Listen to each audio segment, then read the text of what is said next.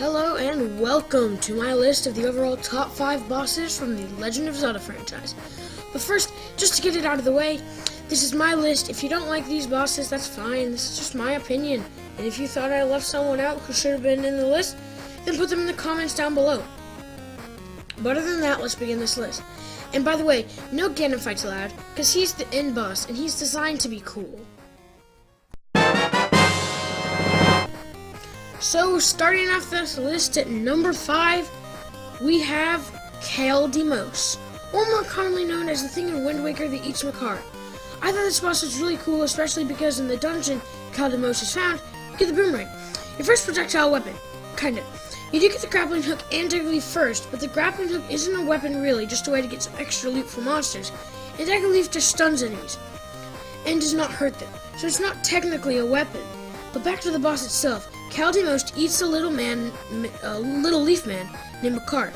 Yeah, that's kind of weird, but anyway, you have to slice its weird wriggly arms to make it open up so you can attack the wriggly thing in the middle. So that the middle splits up and the little leaf man Makar is thrown up. It's interesting. Can't really say much more about that. But it was a really good boss fight to introduce the auto-targeting with the boomerang to the player. Now let's move on to number 4. Okay, so on number 4 we have the first boss for Adult Link in the Ocarina of Time, and it's Phantom Gannon from the Force Temple. Yes, that awful temple with the creepy laughter throughout the whole dungeon. Yeah, it's a very pleasant dungeon indeed, but Phantom Gannon is kind of like a preview for the fight at the end of the game, with using the same tennis mechanic where Gannon shoots a ball light at you and you hit it back to him, and so on. Until you hit him, or he hits you, and Gannon has a ghost horse to ride on too. And also, Phantom Gannon can go inside of paintings, and this mechanic was actually what inspired Nintendo to make Link Between Worlds. A game where you can travel through walls. So the beginning of the fight, just has Gannon going through pictures and come back out, and you have to shoot him with the bow when he's coming out, or he does an attack that shoots lightning into the floor. But the twist is Phantom Gannon also sends out some decoys to distract you from hitting him. If these decoys don't fully leave the painting and just turn around well in the painting and disappear. And after you shoot him a couple times, he will get off his horse and start shooting light balls at you. And you just have to do the tennis thing I talked about previously, and then back to him. He's hurt. It's a pretty overall it's a pretty fun boss fight. And now let's go on to number 3. So now at number 3 we have yet another boss from the Ocarina of Time. This time we have Twinrova, the last boss before facing the evil king himself, Ganondorf. So Twinrova consists of Koum and Komine. These two are the elder Gerudos and took care of Ganondorf when he was young, but not the parents. And they're also both girls, and that wouldn't work, probably. I don't study Gerudo biology, but anyway, back to the boss. In the Twinrova fight, you have to use the mirror shield to reflect their fire/ice blast back to them, to hurt them. Interesting thing to note is the mirror shield on the original N64 game had a moon and star on this, but this was removed for the GameCube and DS ports because people got mad because it's a religious symbol. And back to the fight, you deflect Koum and Komine's attacks enough and hit them enough, they combine to form Twinrova, a mix of both, with one being fire and the other being ice. And when the ice side fires a beam, you have to reflect it to the fire side, and vice versa with the fire beam. And after it gets stunned, it falls, leaving it vulnerable to attacks. And after you attack it, it falls and is vulnerable to attacks. You just have to attack it enough, and then it dies. I thought this battle was cool, and it had an interesting form of attacking. In this battle, defense truly is the best offense. Okay, so at number 2, we have an in-boss. So this boss is an in-boss, but it's not Ganon. It is not a different form of Ganon like Demise. So I'm gonna let it slide. By the way, I will be talking about Vati is number 2, and I'm talking about Vati from the original Four Swords. not the Four Swords Adventure games, and not Diminish Cap. But in this battle, you must use the powers that you have found before, like the Rock Cape and other such things like that, like bombs and such.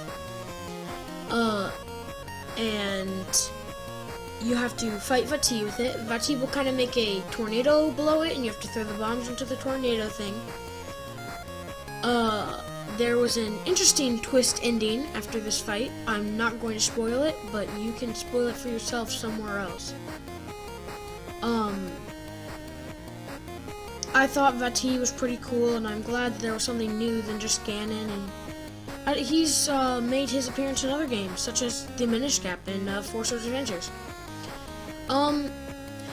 He does have a part of his battle where it's an interesting new spin on the tennis attack, sort of, if you know what I was talking about earlier. The ball it's a color, and in this game, you have 2 different colors, or 4 different colors, and you have to hit it with the color of the person. You have to hit it with the color of the Link's robe that matches the color, and then the ball will change color, and you have to hit it with that, and you have to hit Vati. It's a pretty interesting battle, and I thought it was really cool, and I would really like to see Vati turn up in some newer games.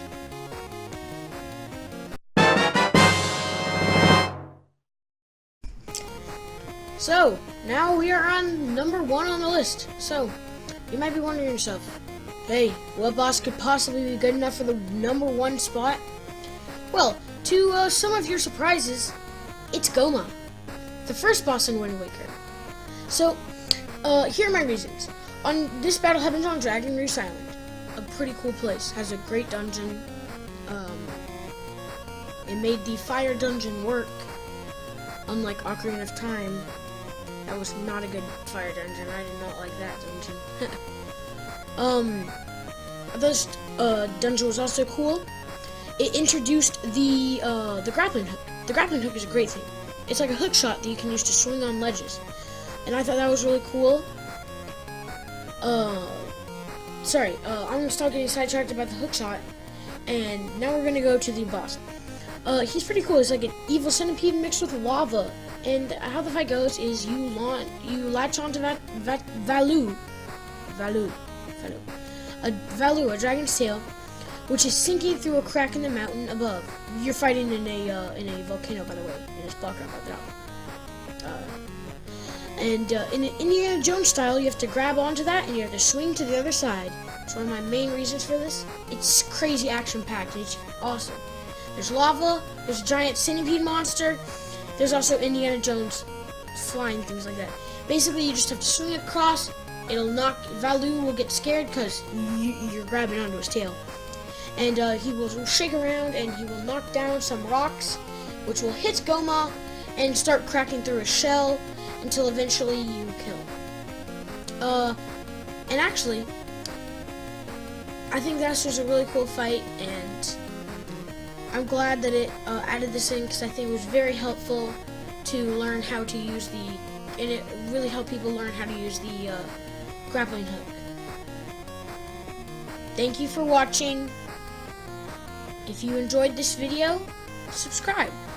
If you didn't enjoy the video, tell me why and dislike. If you did, click like if you want to. And hey, how about we join the notification team and subscribe and press the little bell so you always know when I unleash new videos. See you later on the flip side. Bye.